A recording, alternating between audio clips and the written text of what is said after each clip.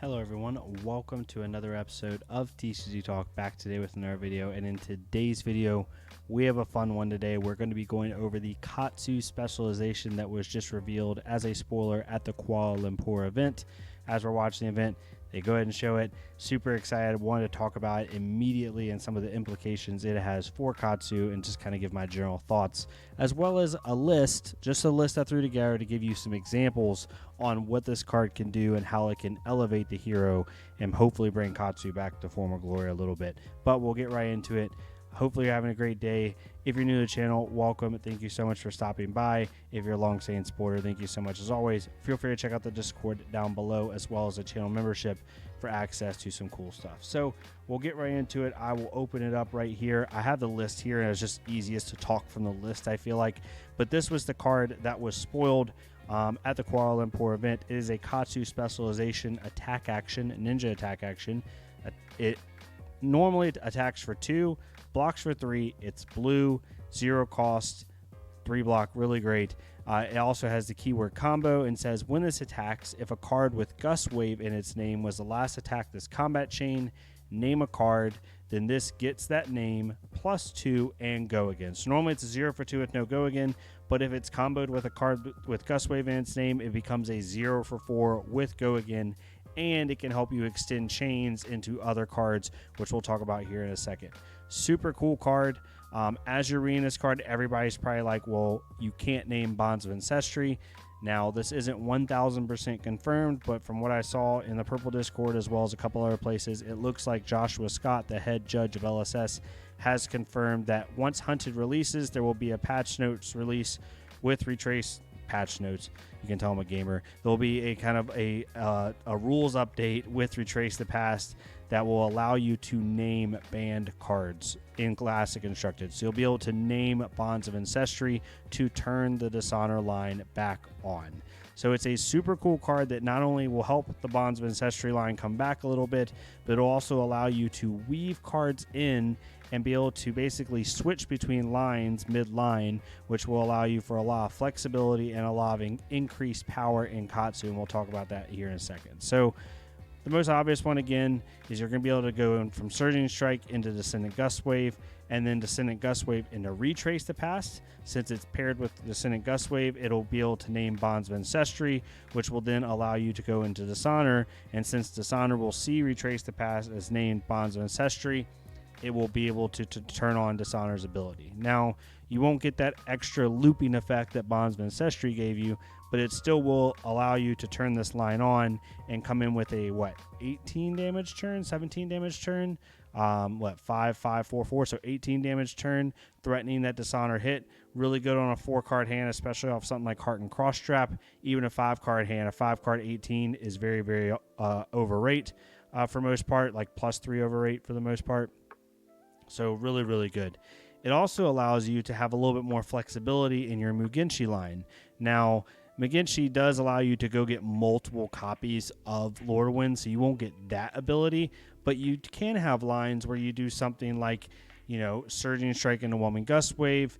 They let one of them hit, most likely Surging Strike. If you already have Whelming in hand and Lord of Wind in hand, you're able to do something like Retrace the Past, naming Mugenshi, and then you can turn on Lord of Wind's abilities. So in some really unique situations where maybe you have Surging in Arsenal, and then your hand is something like Whelming, Lord of Wind, and Whelming, Lord of Wind, a blue and a 0 cost, which isn't too crazy, honestly. It's 3 out of 4 pieces with 2 random cards.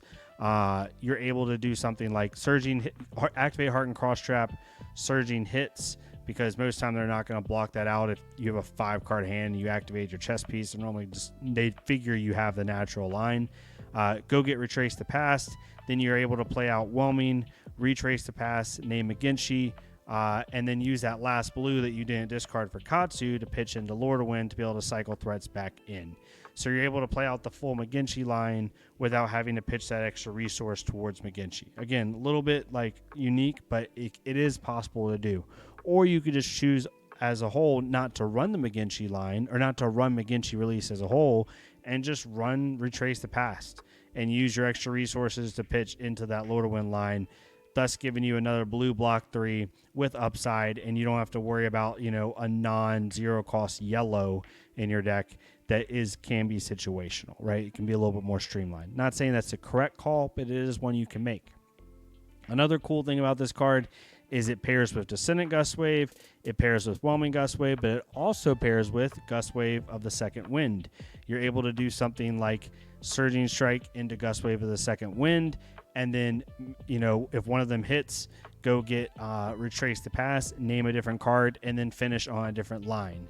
You could have some really cool play lines on a 5-card hand where you do like Surging Strike into Gust Wave of the Second Wind, and then maybe you already have a Break Tide in your hand. Go get Retrace the Past.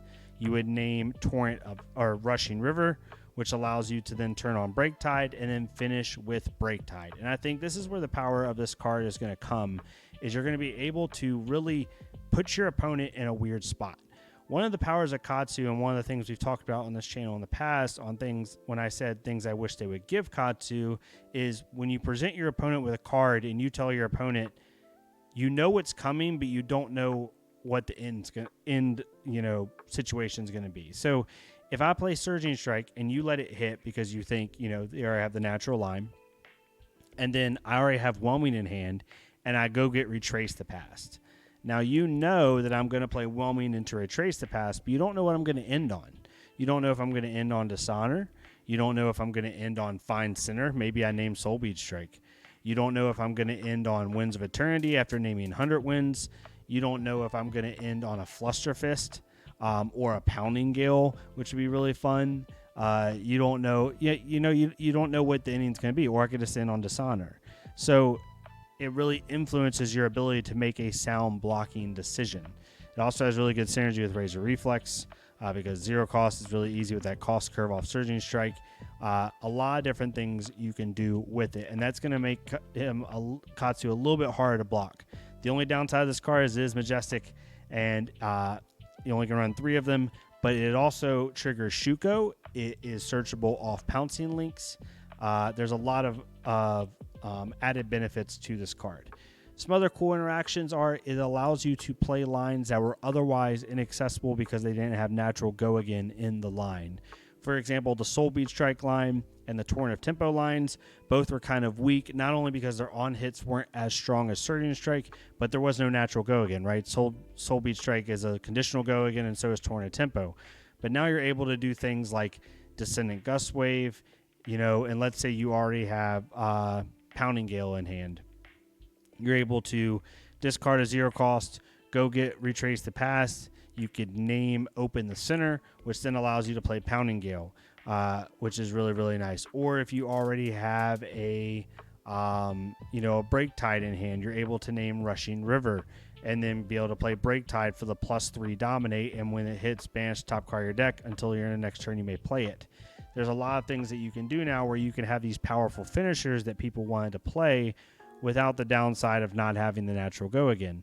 And at worst, a lot of these finishers are either high value cards like Pounding Gale and Flusterfist, the block 3s that are a little bit overrated in terms of attack value, or they're good blue block 3s like Find Center, Crane Dance, so on and so forth. So you can even do cool lines with all blues, right? Like if you have literally just Descendant Gust Wave off Tunic, and you have a Crane Dance in hand and then a Find Center, right? Normally a red and 2 blues, and you have a zero cost, able to play Descendant Gust Wave, it hits, they let it hit, go get Retrace the Past, name Soulbead Strike, and then all of a sudden you can play Crane Dance into Find Center and potentially get the Find Center line off. Just some little cute stuff that you can do with this card. It provides a lot of flexibility. It also has fantastic synergy with Ancestral Harmony as it comes in for a 0 for 5 go again off Harmony when it's comboed. Really, really good. Also, some other cards that I didn't even put in this list, and I'll link this list down below just for fun. This isn't a deck tech, but just so you can have it for reference. You can put cards in like Cyclone Roundhouse. That can be turned on a lot easier. You don't have to run the red Flusterfists. You could run blue Flusterfists. You could run even more Gust Waves to get more synergy with Mugenshi and this card. Just so many possibilities you can do. It combos with Flick Flack. And the other thing that it allows you to do that we haven't been able to do since Bonds of Ancestry was banned is it allows you to run Descendant Gust Wave just as a starter.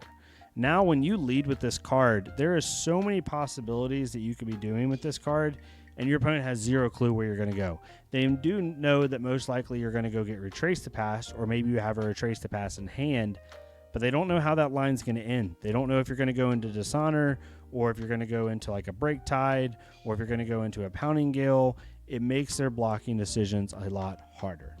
Now, will this make Katsu like S tier, best aggro deck in the game? Probably not, but it's going to make Katsu a lot more consistent, or not consistent, kind of more harder to deal with in the sense of fainting lines and changing things up. And it also is going to allow Katsu to have a little bit more flexibility in terms of what he plays with some finishers like Pounding Gale, Break Tide, Fluster Fist, Fine Center, so on and so forth. And then its synergy with Ancestral Harmony and Razor Reflex is also very, very good. So super happy about the card. I think it's a huge upgrade to Katsu. It brings back the Bonds of Ancestry Alliance, a really cool way on how they did it. I'm glad that they're going to hopefully, fingers crossed, not 1,000% confirmed, but pretty much confirmed that they're going to allow you to name ban cards, which is going to help bring that Bonds of Ancestry line back. I don't think you'd make this card if you didn't make that change, to be frank. But yeah, hopefully enjoyed this. Let me know what you think of the card. I'm super excited about it.